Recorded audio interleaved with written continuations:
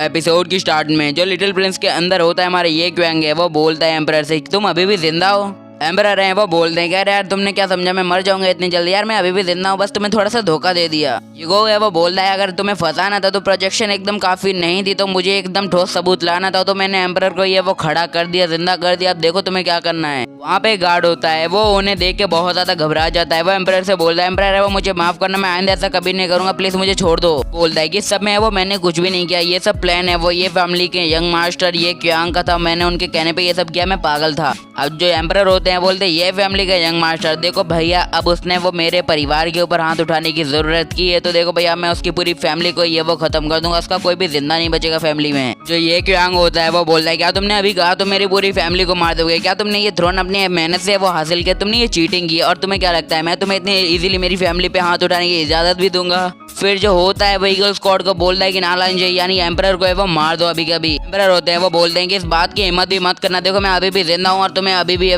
Job से निकाल सकता हूँ। यांग होता है वो बोलता है कि तुम्हें कोई भी हक नहीं है कि तुम ईगल स्क्वाड को आदेश दो कि वो तुम्हारे हुक्म पे नाचे, तुम्हें याद रखना चाहिए कि थ्रोन पे सिर्फ तुम्हारा अकेला का राज नहीं है। फिर अचानक है वो तीरों की बारिश होने लगती है, पता नहीं कहाँ से बट होने लगती है। सारे गार्ड्स होते हैं ईगल स्क्वाड के, वो सारे एक एक करके वो मारे जाते हैं और हमें पता भी नहीं चलता, पता नहीं कैसे। सामने एक बंदा होता है जिसका नाम होता है नालन टेलोन, वो होता है हमारा थर्ड प्रिंस जो अभी तक बहुत ज्यादा हाइप में है। यांग होता है वो बोलता है कि नालन टेलोन आखिर यहाँ पे वो क्या कर रहा है, इसके आने का यहाँ पे क्या मकसद होता है। जो ये यांग होता है वो बहुत ज्यादा घबरा जाता है और वहां से वो भागने लगता है। अब जो यूगो है वो उसके सामने आ जाता है उसे रोकने के लिए, वो बोलता है कि क्या तुम्हें लगता है कि तुम इनहेरिटेंस के बदले वो मुझे रोक सकते हो, तुम्हारे अंदर इतनी पावर नहीं है। वो बोलता है कि भाड़ में जाओ, मुझे तुम्हारी बात सुनने की जरूरत नहीं है। तो ये यांग है वो बोलता है कि यार तुम अभी भी हो एकदम बकवास हो, तुम कचरा उसके अलावा कुछ भी नहीं हो। यांग अपने blood breed master of Abish को है वो बुला लेता है और वो बोलता है कि भाई देख मैं तुम्हारे लिए खाने के लिए कितना ज्यादा सामान लाया हूँ। माउथ ऑफ अबीस है वो बाहर आता है और बोलता है कि समय का ही तो इंतजार कर रहा था मैं कब से। जो होता है ये यांग उसके अंदर से एक ऐसा ऑरा निकलने लगता है जो हर किसी को अपने अंदर है वो खींच रहा हो, तो वो बोलता है कि आखिर यहाँ पे हो क्या रहा है। यूगो है वो कुछ समझ ही नहीं पा रहा होता है।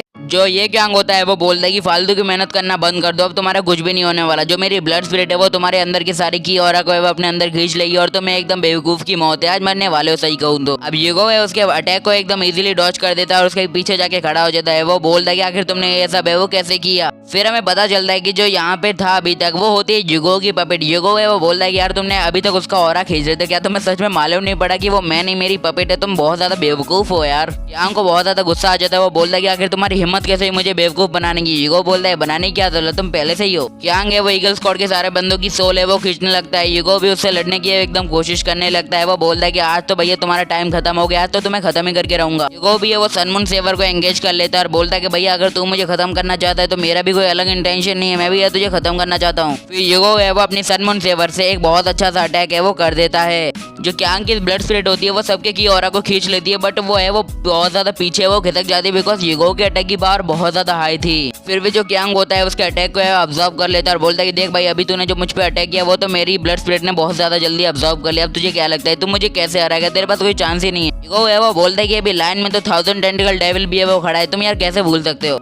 यांग होता है वो बोलता है क्या तुम्हें लगता है कि तुम्हारा किसी प्रकार का अटैक है वो मुझ पर कोई भी इफेक्ट करेगा, मुझे तो बिल्कुल भी नहीं लगता कि तुम्हारा कोई अटैक मुझे कुछ कर पाएगा। यूगो 1000 टेंटिकल डेविल का इस्तेमाल करते हुए अपने ऊपर एक शैडो बॉल बनाता है और उसके मदद से यूगो है वो उसके ऊपर अपनी सेवर से वो अटैक करने लगता है। देखो कितना अच्छा अटैक है। यूगो के अटैक का इम्पैक्ट कितना ज्यादा होता है कि वहाँ के जो जितना भी क्षेत्र या फिर कहीं जगह होती है वो एकदम ब्लास्ट होने लगती है, वहाँ पे डिजास्टर है वो आने लगता है धीरे धीरे। वो अटैक है वो जाके ये यांग कभी भी लग जाता है और भैया इतनी मेहनत क्या करने का फायदा जब मरना ही है तुम्हें। शायद जेल को दूसरे शब्दों में ससुराल भी कहते हैं, तो हमारा यांग है वो अभी फिलहाल अपने ससुराल में वो बैठा होता है। जो यांग होता है वो बोलता है अगर आज तूने भैया मुझे मार दिया तो जिंदगी भर पता नहीं कर पाएगा कि यून फैमिली की दोनों लड़कियां यानी तेरी जो दोनों वाइफ है यून और यो वो कहाँ पे है, तुझे पता भी नहीं चलेगा जिंदगी में। यूगो को उस पर थोड़ा गुस्सा आ जाता है, वो बोलता है कि अपनी हिम्मत भी मत करना कि मेरी लड़कियों की तरफ से देखिए, और वो उसके पेट में वो बहुत ज्यादा तेजी से एक पंच मार देता है और बोलता है कि अपनी औकात है वो हमेशा याद रखने का कि मैं तेरे साथ क्या कर सकता हूँ। यूगो है वो बोलता है कि भैया मैं तुझे इजीली वो नहीं मानने वाला हूँ, देख तुझे मैं तड़पा तड़पा के मारूंगा तो सारी जिंदगी याद करेगा कि किसने वो तुझे मारा था, आज देख तेरी हालत में क्या कर देता हूँ, अभी तो सेशन खत्म करते कुछ लिए। अभी यूगो है वहाँ से जाने लगता है, बोलता है आज का सेशन यहीं पे समाप्त होता है, तो मैं कल आके तुमसे मिलता हूँ कि कल का राउंड है वो थोड़ा हैवी होने वाला है, तो तैयार रह जाना, कल का राउंड है हम संभाल लेंगे।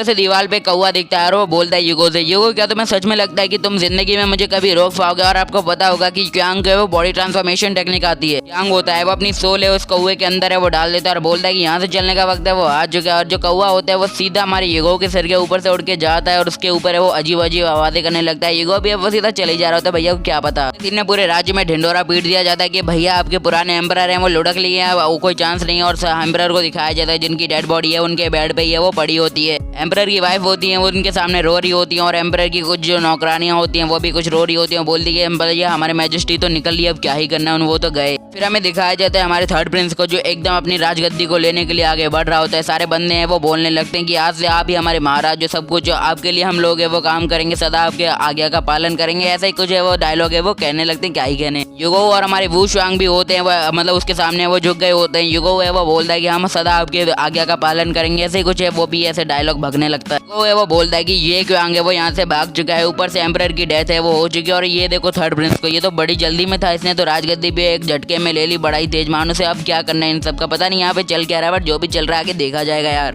तो जो अभी का एम्परर यानी थर्ड प्रिंस होता है वो बोलता है कि देखो अभी इस जंग में जिसने हमारी बहुत ज्यादा मदद की उन्हें वो हम अवार्ड देंगे, और जो इस जंग के लिए जिम्मेदार है हम उन्हें छोड़ेंगे नहीं, तो अब देखते जाओ क्या करेंगे। और वो जी फैमिली को वो 5 फैमिलीज का है वो हेड बनवा देता है। वू शुआंग है वो बोलता है आपका बहुत बहुत शुक्रिया, और युगो को एक सजा दी जाती है। जो अभी का एम्परर होता है यानी थर्ड प्रिंस है वो बोलता है ये क्यांग ने वो प्रिंस को इतना ज्यादा मारा कि वो तो निकल ही लिया, और ये क्यांग का तो पता नहीं वो कहाँ पे चला गया। अब युगो को तो सजा मिलना है वो तय हो चुकी है। युगो को कुछ भी समझ नहीं आता। युगो है वो बोलता है कि अरे यार इसमें मैंने क्या किया, मैंने तो उसे सिर्फ भगाने की कोशिश की थी। अगले सीन में हमें युगो को दिखाया जाता है। युगो है वो कालकोठरी यानी जेल के अंदर बैठते हैं, वो अपना सेब खा रहा होता है। फिर वो एम्परर भी है वहाँ पे आ जाते हैं, मतलब थर्ड प्रिंस वहाँ पे आ जाते हैं उससे मिलने के लिए। वो है वो थर्ड प्रिंस से बोलता है कि देखो भैया तुमने मुझे जेल के अंदर तो डाल दिया, बट तुम मुझसे इतना ज्यादा अच्छा व्यवहार क्यों कर रहे हो, आखिर तुम्हें चाहिए क्या मुझसे, जल्दी से वो बता दो मुझे। एम्परर है वो युगो से बोलते कि मैं चाहता हूँ कि तुम दार्जिलिंग स्टेट में जाओ और एक एजेंट को पकड़ो जो हमारे दुश्मन का आदमी है, मैं चाहूंगा तुम मेरी मदद करो। युगो है वो बोलता है अगर मैं मना करूँ तो तुम क्या करोगे। फिर युगो अपने मन के अंदर है वो बोलता है क्या ये मुझे सच में उस मतलब उस जगह के अंदर अंडर कवर एजेंट बनवा के वो भेजना चाहता है, ये कितना ज्यादा पागल है, क्या ये सच में समझता है कि इसकी ये बेवकूफों वाली हरकत है वो मेरे ऊपर काम करेगी, ये भैया अभी तक छोटा रह गया, मुझसे तो बड़ा नहीं बन पाया। एम्परर होता है वो बोलता है कि मैं तुमसे शर्त लगाता हूँ कि तुम्हें वो बेशक जाओगे, बिकॉज तुम्हारे फादर को मारने वाला इंसान या जो तुम्हारे फादर का किलर है वो उसी जगह पे जहाँ पे तुम्हें मैं भेजने वाला हूँ, अगर तुम जाना चाहो तो जा सकते हो वरना छोड़ भी सकते हो इस जगह को। थर्ड प्रिंस है वो बोलता है कि जब तक तुम्हारे फादर हमारी सेना में थे तो हमारी सेना को वो कभी भी हार नहीं मिली थी, वो एक के बाद एक जंग है वो जीतते गए, उन्हें हराना नामुमकिन जैसा था। फिर वो थर्ड प्रिंस है वो बोलता है कि हर किसी का एक बुरा वक्त आता है, तो तुम्हारे फादर का भी आ ही गया था। उनकी सेना का एक कमांडर था, मतलब दूसरी अपोनेंट सेना का एक कमांडर था जिसने हमारे क्राउन प्रिंस को वो अगवा कर लिया और तुम्हारे फादर की डिमांड की कि वो उनके पास जाएं, और तब तक वो हमारे प्रिंस को यानी क्राउन प्रिंस को वहाँ पे नहीं छोड़ने वाले थे। और यही बात सुन के बहुत ज्यादा घमंडी हो गई। फिर युगो है वो बोलता है इसका मतलब तुमने मेरे फादर को अपने क्राउन प्रिंस के लिए वो सेक्रीफाइस कर दिया, ये कैसी वजह हुई। लोग कहानी में थोड़ा ट्विस्ट लाया जाए तो जो थर्ड प्रिंस होता है वो बोलता है कि नहीं यार ऐसा एकदम गलत है, तुम जो सोच रहे हो एकदम गलत स्टोरी सुनी है तुमने। फिर वो बोलता है कि तुम्हारे फादर थे जिन्होंने खुद जाने का आग्रह किया था, और ये जंग भी तुम्हारे फादर की वजह से हुई थी। तुम्हारे फादर ने जो एम्परर थे पुराने उनके सामने एक रिक्वेस्ट रखी कि ये फाइट है वो करवाई जाए, और ये फाइट करने के लिए वो मान भी गए। और फाइट का जो अंजाम हुआ वो तो तुम जानते हो कि कितना खतरनाक अंजाम था, वो सारे लोगों की है वो मौत हो गई, कोई भी है वो खामखा जिंदा ही है वो नहीं बचा था। प्रिंस है वो बोलता है शिटू वुशु ने वो तो हमारे 10,000 बंदों को वो मार दिया था, तो ऊपर से तुम्हारे फादर की जो हड्डियां था वो भी वो ले गया था। तुम्हारे फादर की हड्डियों से उसने पता नहीं कौन सी चीज बनाई, और उस चीज के कारण वो उनका जो स्टेट है वो आज बहुत ज्यादा टॉप पे आता है, बहुत ज्यादा अमीरी की हालत में। भैया तुम सोचो तुम्हारे फादर ने उनका क्या कर दिया। युगो है वो बहुत ज्यादा गुस्से में आ जाता है और बोलता है कि उन लोगों ने गलती कर दी है सब करके। फिर युगो है वो बोलता है कि मैं उन्हें एक एक बूंद के लिए तरसा दूंगा, उनकी आंखों से इतना ज्यादा आंसू लाऊंगा कि वो याद करेंगे कि भैया उन्होंने किससे पंगा ले लिया था, याद करेंगे। युगो अपने मन में सोचता है कि ऐसा भी हो सकता है जो एम्परर है वो मुझे बोल रहे हो कि ऐसा कि मैं दार्जिलिंग स्टेट में वो चलाई जाऊँ इनका एजेंट बन के, पर ऐसा करता हूँ मैं अभी हाँ बोल देता हूँ और वहाँ जाके देख लूंगा कि अगर चल क्या रहा है उसके हिसाब से मैं सब सोचूंगा।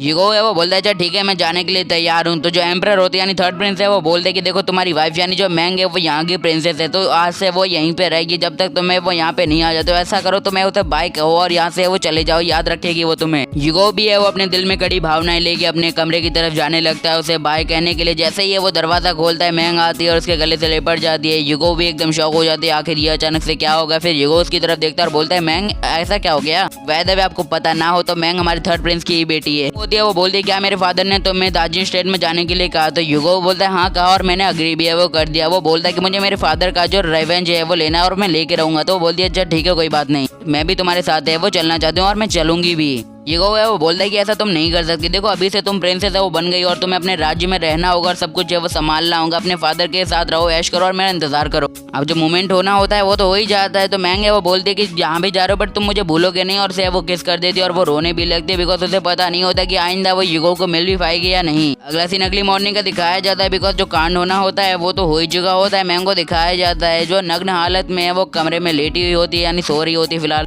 फिर मैंग है वो उठ जाती है और बोलती है कि ईगो मैं जिंदगी भर तुम्हारे यहीं पे इंतजार करती रहूंगी जब तक तुम्हें वो यहाँ पे नहीं आ जाते, तो जल्दी से मेरे लिए यहाँ पे वो लौट के आ जाना। अगले सीन में हमें जीशैन को दिखाया जाता है। जीशैन है वो बोलता है क्या मैं आपके साथ चलूं बॉस। तो ईगो है वो बोलता है यार तुम यहीं पे रुको और अपनी बाबे का ख्याल रखो, कहीं उसने गलत कर लिया तो फिर जिम्मेदारी कौन लेगा, तुम यहीं पे रुको। देन होता है हमारी ईगो की नई जर्नी का स्टार्ट। अगर कहें तो नया सीजन या फिर कहें नए एपिसोड, आपके लिए अच्छे एपिसोड आने वाले हैं तो वेट कीजिए जल्दी से जल्दी।